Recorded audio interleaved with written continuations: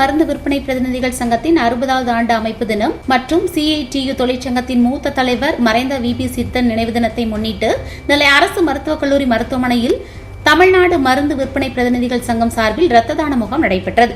இரத்த தான முகாமில் சங்கத்தின் தலைவர் ஜாக்சன் தலைமை தாங்கினார். மாவட்ட செயலாளர் சீதாராமன் வரவேற்று பேசினார். CITU மாவட்ட செயலாளர் முருகன் இரத்த தான முகாமை தொடங்கி வைத்து பேசினார். இரத்த தான முகாமில் சங்கத்தின் மாநில செயலாளர் பாலா தண்டாயுதபாணி, பொருளாளர் பழனி, மாரியப்பன், நிர்வாகிகள் செந்தில்வேல் முருகன், மணிகண்டன் உட்பட பலரும் கலந்து கொண்டு பேசினர். இரத்த தான முகாமில் ஏராளமானோர் இரத்த தானம் செய்தனர்.